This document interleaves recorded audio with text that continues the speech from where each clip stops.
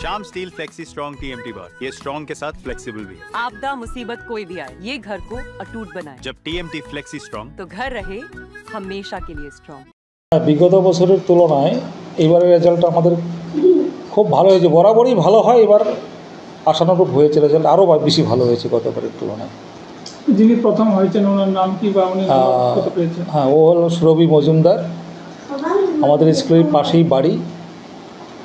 মেয়েটা খুব সিধাসাদা, খুব সরল সহজ মেয়ে, এবং ও শুধু পড়াশোনায় নয়, আবৃত্তি, ডান্স সব কিছুই করে। ও 478 নম্বর পেয়েছে। আর 478 কম নাম্বার না, সেক্ষেত্রে স্কুল কেমন গাইড করেছিল ওনাকে? হ্যাঁ, আমাদের সব টিচাররা তাদের সর্বাধিক প্রচেষ্টার মাধ্যমে সব কিছুই দিতে চায়, সবসময় সবাই হেল্প করে। যে যখন যে হেল্পের জন্য আসে, সব টিচার একদম সর্বান্তকরণে হেল্প করে।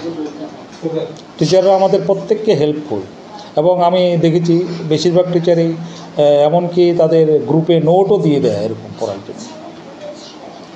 কি আশা করবেন তার প্রতি?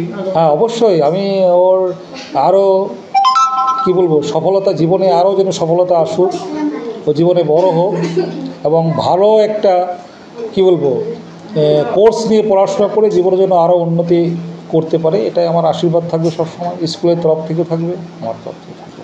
হ্যাঁ, সৌরভী অ্যাকচুয়ালি আজকে আমাদের সাক্ষাৎকারে বললো যে তিনি লয়ার হতে চান, আর লয়ার হতে গেলে অনেক টাকা পয়সার খরচার ব্যাপার রয়েছে, যেটা তার বাবার সাধ্য না আর কি। সেক্ষেত্রে একটু হেল্পের সহযোগিতা চেয়েছেন আর কি। আচ্ছা, হ্যাঁ হ্যাঁ, ওর মা আমার কাছে গিয়েছিল স্কুলে আজকেই, বলছিল স্যার কী নিয়ে পড়াশোনা করা যাবে।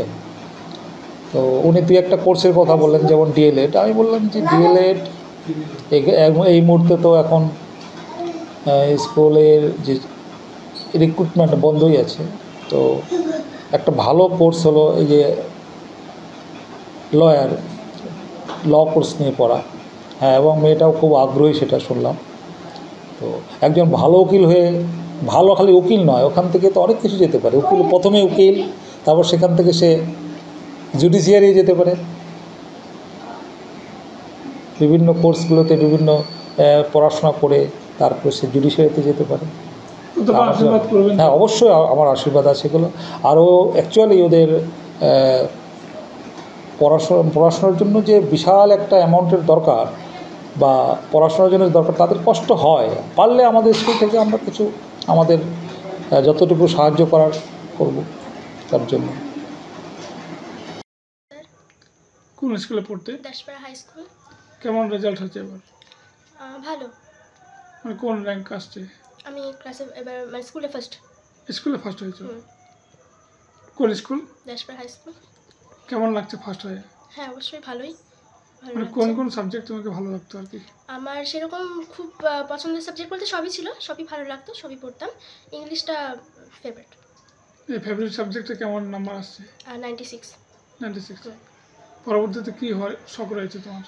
এমনি তো সেরকমভাবে কিছু ভাবা হয়নি, তবে DLED করব আশা করি, তারপর ফিউচার দেখা যাবে পরে কী করব। অনেকে তো লয়ার হতে চাচ্ছে, তুমি কি হতে চাইছো? আমি আপাতত DLEDটা করি, তারপর ফিউচারে দেখা যাবে, ভাববো। আচ্ছা, এই যে তোমার বিশাল সাফল্য, মানে কি করতে, কীভাবে পড়াশোনা করতে? সেরকমভাবে পড়তাম বলতে দিনে 6 ঘন্টা তো খুব কম করে পড়তামই।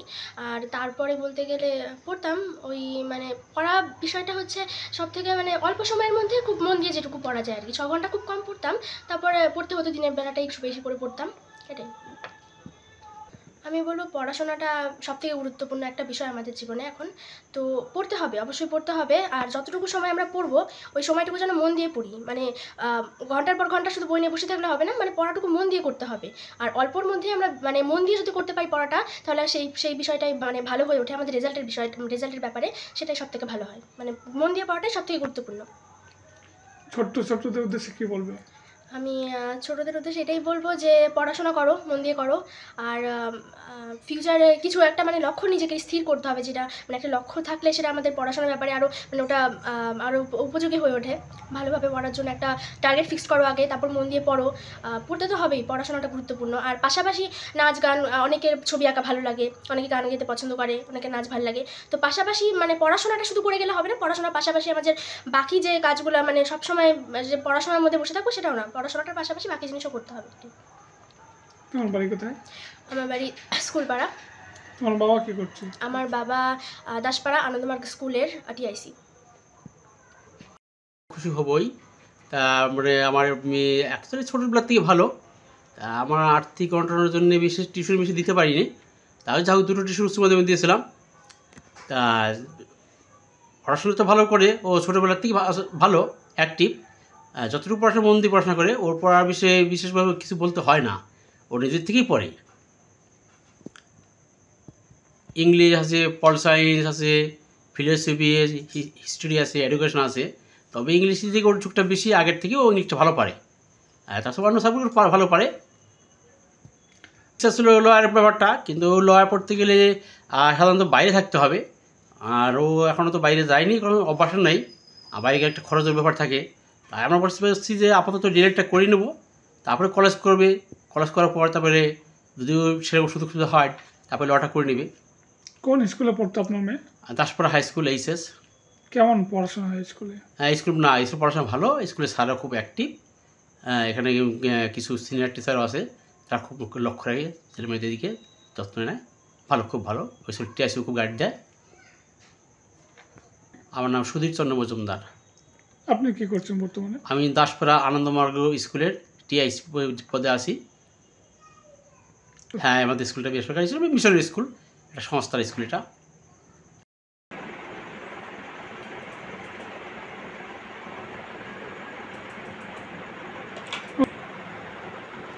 দিন।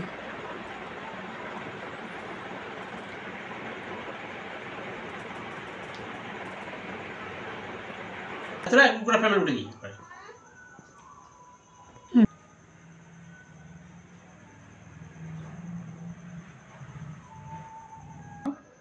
এটা নামে রাখবো।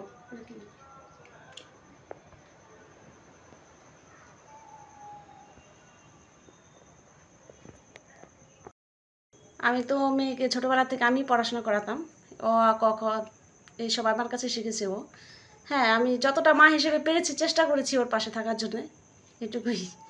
মানে কীভাবে গাইড করতে, যখন ও ঘুরতে যেত বা পড়তে বসতো না, তখন কি বলতেন, কি করতেন তুমি? হ্যাঁ, তখন যখন পড়তে বসতো, ওকে পড়তে বলতে হতো না কখনো যে পড়তে বস, কি ও যেটুকু পড়তো ও নিজেই পড়তো, আমাদেরকে কখনো বলতে হয়নি। পড়াশোনার ব্যাপারে খুব মানে অ্যাক্টিভ ছিল, যে না আমাকে একটা কিছু করতে হবে, আমি বড় হব, আমি একটা কিছু করব, এরকম একটা বিষয়। হ্যাঁ, মেয়ের সাফল্যে তো খুবই খুশি। আমরা ভাবতেই পারিনি যে মেয়ে এতটা সাফল্য পাবে, খুবই খুশি। স্কুলের কথা যদি বলি তো স্কুলের স্যাররা ওকে খুবই হেল্প করেছে। হ্যাঁ, স্যাররা ওকে ভালোবাসতো খুব। স্যারদের সহযোগিতা, ভালোবাসা, এরকম সব কিছু স্যাররা ওকে দিয়েছে। যে স্যারদের আশীর্বাদ, সবসময় স্যারদের একটা আশা ছিল যে সুরভি কী করবে, সুরভি একটা কিছু করতে পারে, সুরভি মানে যেরকম একটা মেয়ে ও একটা কিছু একটা র্যাঙ্কে আসতে পারে, মানে স্যারদের ভালোবাসা, একটা আশীর্বাদ তো ওর উপরে ছিলই। আপনার নাম কি? আমার নাম লক্ষ্মী মণ্ডল মজুমদার। আপনার বাড়ি কোথায়? দাসপাড়া। কোন স্কুলে পড়তো আপনার মেয়ে? Daspara high school. প্রশাসনের কাছে আমার একটাই দাবি যে আমরা যেরকম গরিব পরিবার থেকে বিলং করছি, প্রশাসন আমাদের যদি একটু সাহায্য করতো তাহলে হয়তো আমার মেয়ের স্বপ্ন পূরণ করতে পারতাম, এটুকুই। প্রশাসনের কাছে সাহায্য চাইছি আর কি।